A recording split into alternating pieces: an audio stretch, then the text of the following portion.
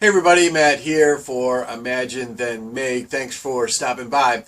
Well, today's video is about fail, fail, fail, fail, fail, fail until I finally succeed.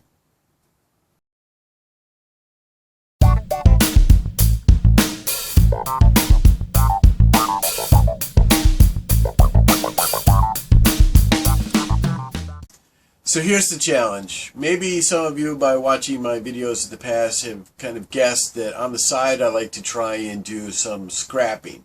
Maybe lots of you really haven't drawn that conclusion. I'm not sure.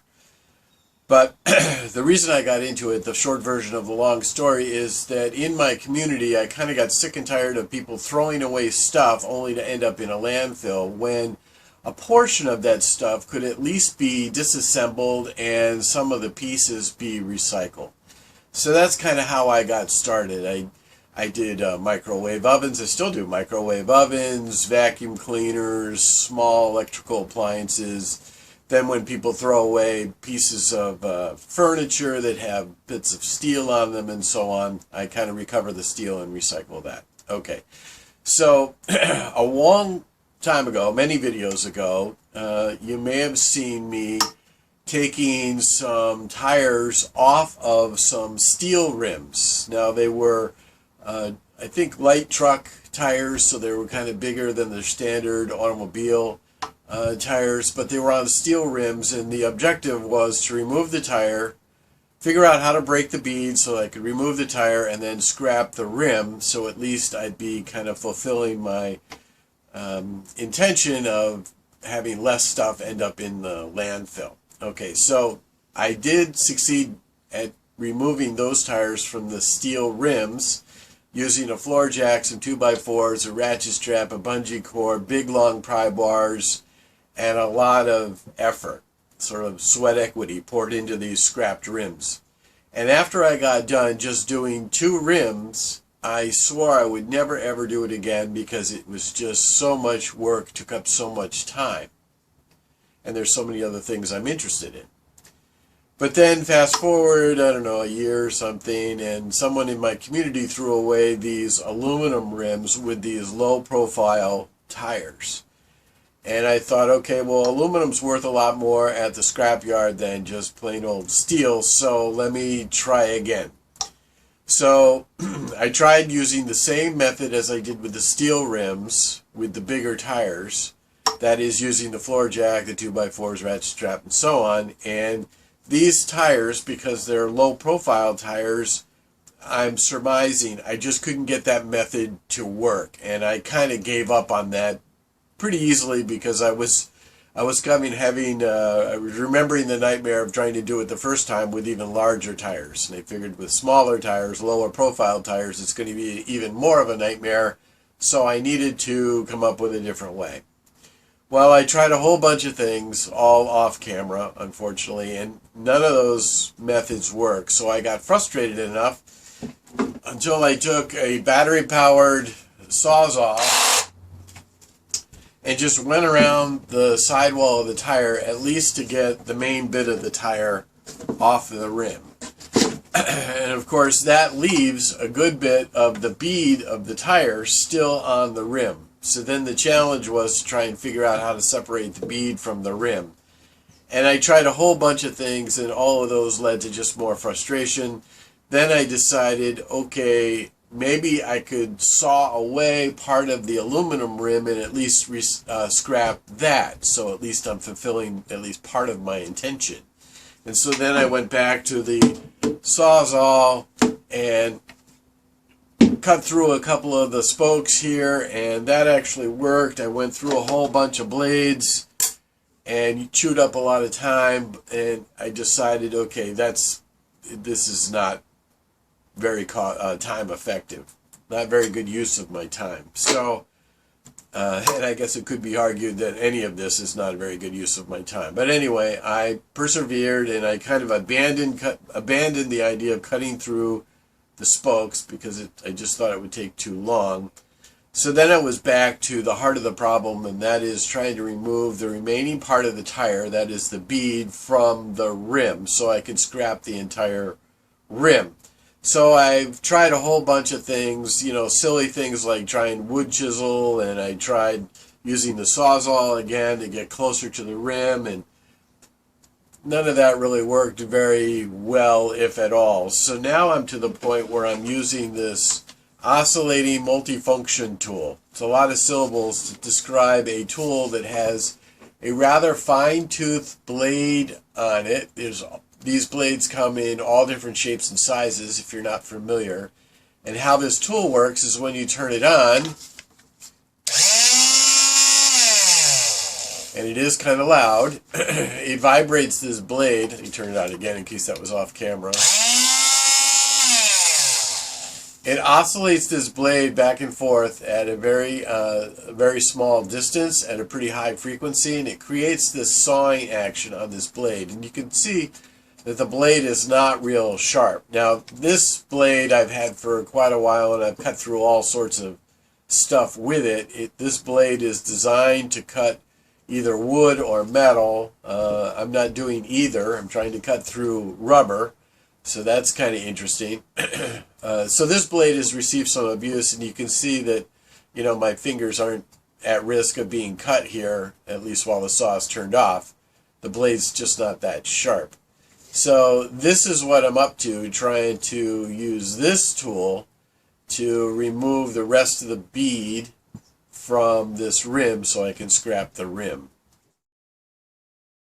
Alright, so I am going to put on some PPE. I'm going to use some safety goggles. And I'm also going to use my favorite hearing protection. We'll go back to the multifunction tool, and we'll work on this section right here. And you can see how things are going.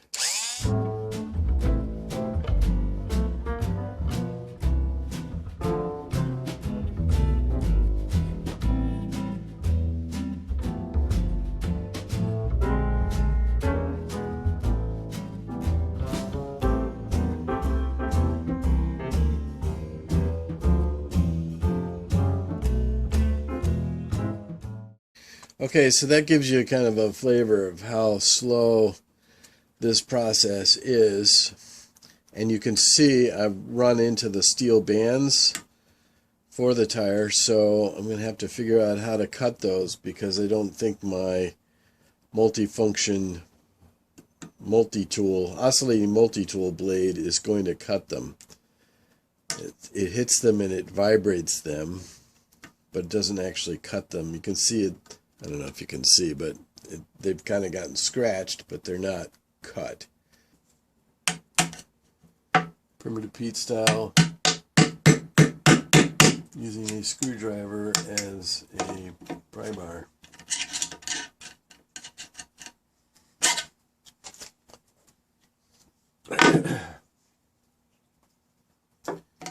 Let's see.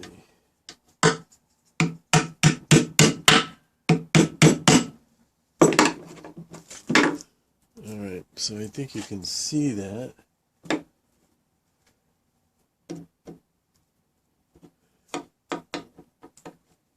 And actually there's a whole bunch of bands right here. Oh, look at that. Okay, so one's... Oh, so I am able to cut this with this small diagonal cutter.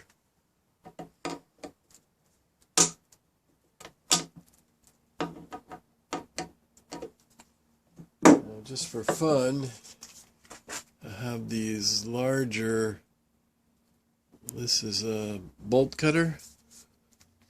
I don't know if I can get in there. The advantage of these is that there's a tremendous amount of leverage that you get from the handle.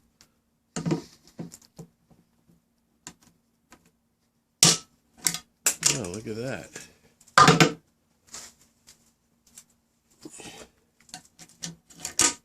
So, that's excellent. All right, progress is being made.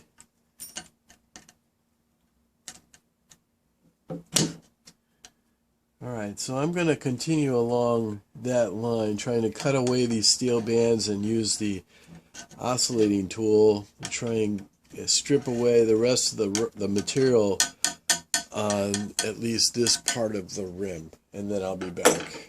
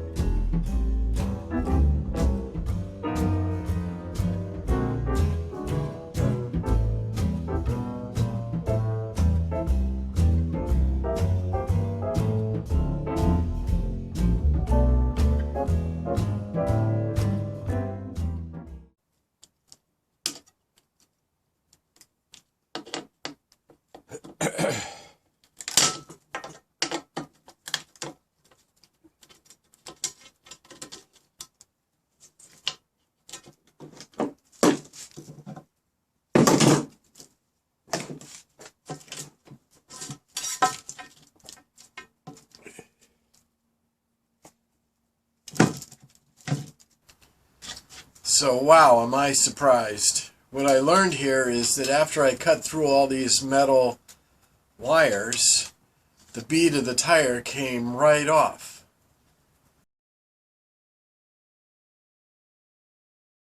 So now I know that I need to keep going. Cut through the rest of these wires, and this part of the bead should come off, and then I'll have an entire aluminum rim to scrap at the scrapyard.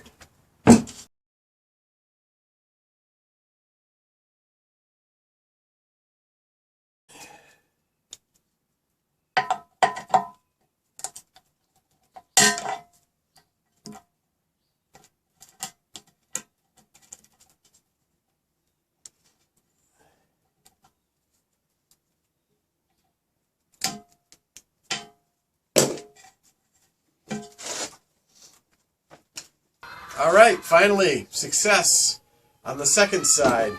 So now I have a rim that doesn't have rubber on either side. So all of the tire has been removed from this rim, and now I'm ready to scrap it. And you can see some of the scars from my earlier attempts while working with this rim. Not very pretty, that's for sure.